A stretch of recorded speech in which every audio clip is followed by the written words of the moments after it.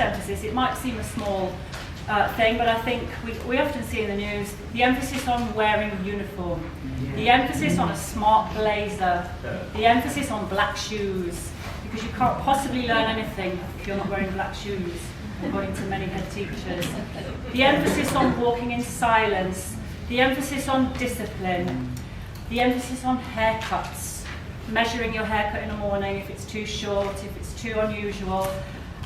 We have seen headlines of head teachers that have sent hundreds of children. If you remember Rory Fox, the head teacher who was in Basildon, who did a similar thing there, but who just, I heard in the last couple of days, has left his academy in the Isle of Wight. He hit the news headlines when he sent over 100 children home for not wearing the right uniform. This is a corporate model, and I think it's one we see creeping in academies. The second is the attempt to break up and weaken our trade unions. I don't think it's any coincidence that academies have longer working hours, have a higher workload when we do surveys. I heard about one in my borough in Lambeth where a teacher was telling me they have a staff meeting at 7:15, that they have to come in and they have to stay and teach until 5 o'clock. And these are schools where they're breaking the rules and making people work longer and trying to break up our trade union recognition and our trade union tradition.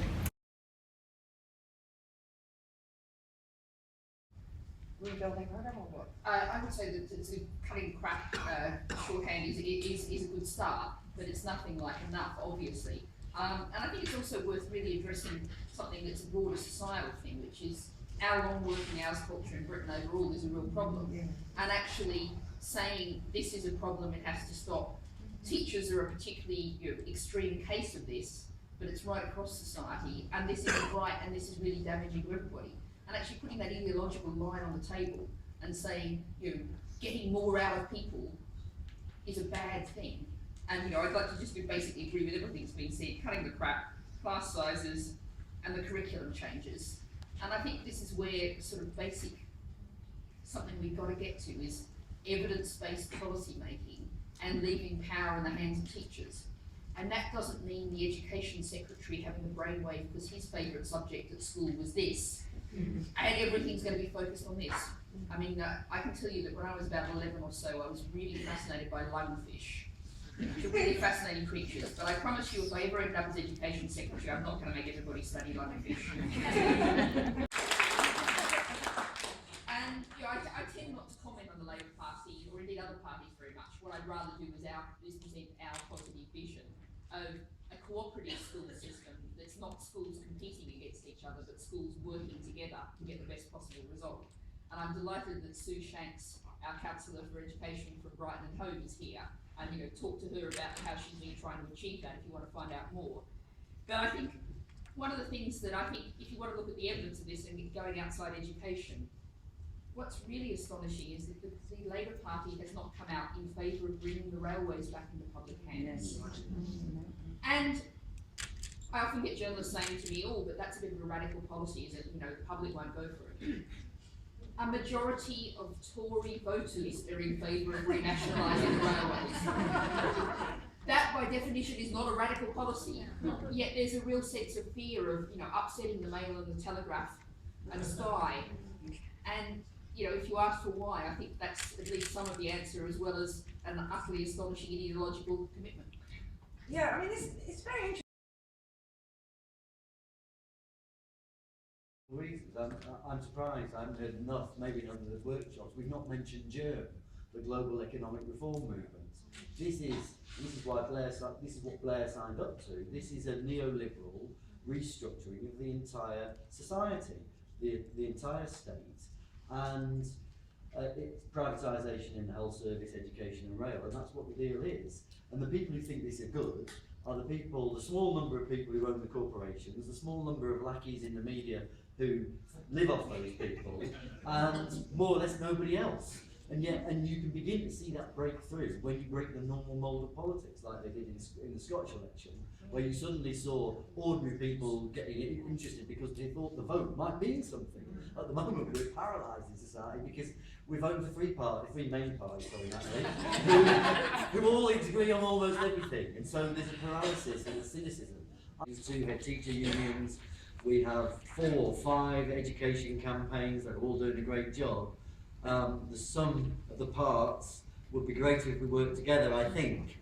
I can't be certain of that, but I tell you, it's not just about that, it's really about what we do in our school communities. It's about taking our message to parents and to other teachers and other support staff, and action. This is about action, it's activity.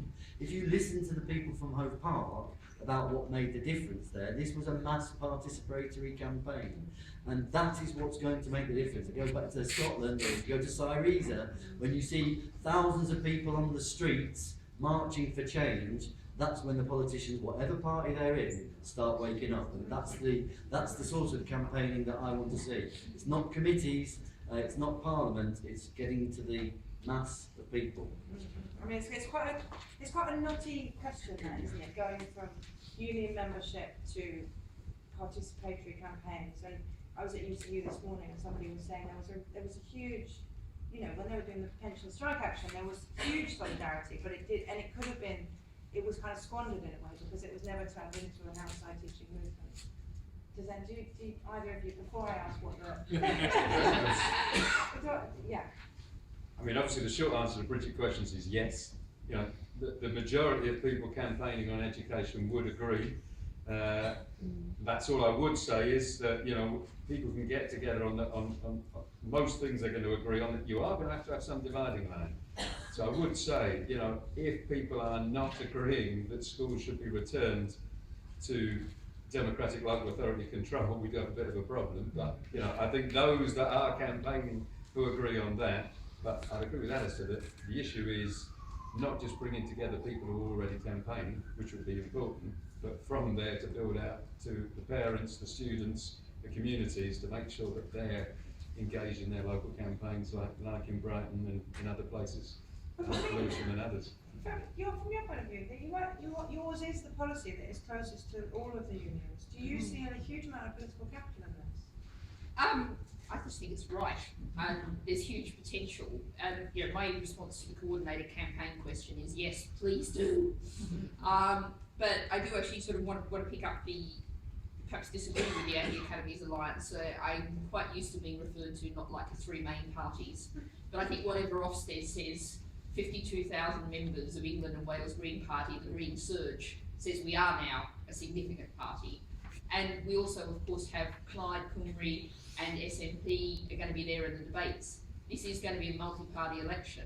So I would say, you know, get out on the streets, get the message out, join up together. But also, you know, really encourage people just to think more broadly about politics.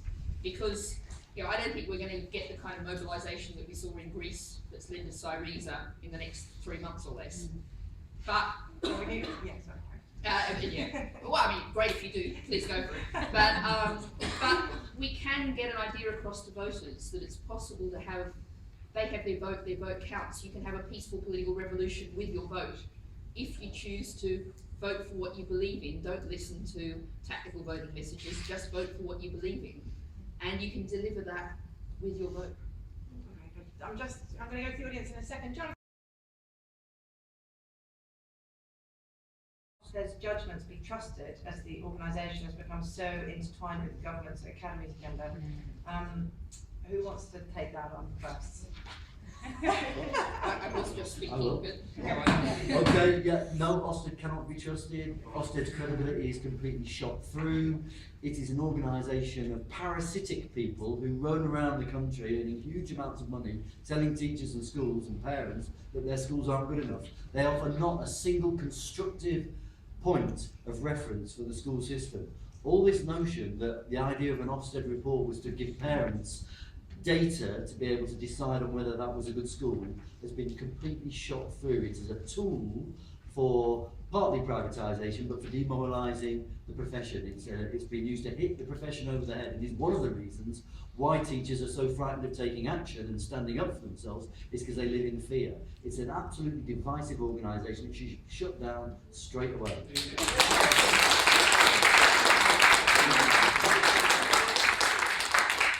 there is an argument that they are, I mean, the problem is with the system itself and not with the inspectors. The inspectors are decent public servants doing their job.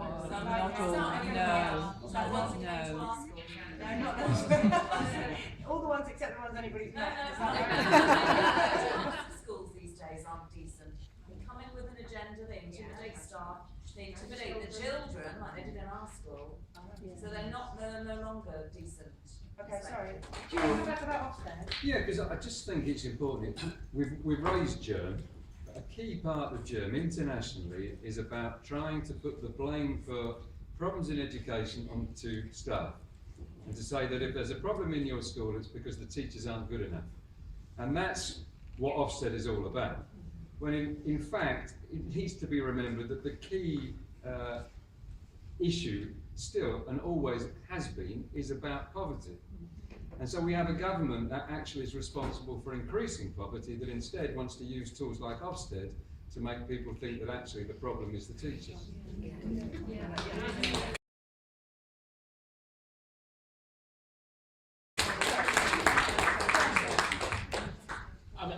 I mean, if you think Ofsted and the government are hand in glove at the moment, you guys have been reading the news the past couple of weeks. I mean, Ofsted and the government are at completely loggerheads at the moment for a variety of reasons. But I think actually to the basic question, do I think that Ofsted is kind of always a reliable and valid organisation? Actually, no, I don't. In fact, we've written quite a lot about how I think Ofsted does need to change. So I do have a lot of concerns about what Ofsted does at the moment. I have a lot of concerns about quality of inspectors that come in. I have a lot of concerns about the judgments they make. I have a lot of concerns about their validity and their reliability. I have a lot of concerns about observing lessons. So yeah, I've got a lot of concerns with the way that Ofsted works at the moment. I suspect where I differ from some people, shock, is that I do think we need an independent regulator of schools. I think it's unconscionable to have close to £50 billion of public money being spent a year and to not have an independent regulator. But when you say independent regulator, do you really mean at that granular level? Because I think that's what a lot of professionals object to. You wouldn't get any normal business where you had people coming in. What's a granular level of school? Yeah, we have inspections of individual hospitals, of individual prisons, of individual. No, when the chief inspector of prisons goes around a prison, he doesn't like observe an hour of every prison day.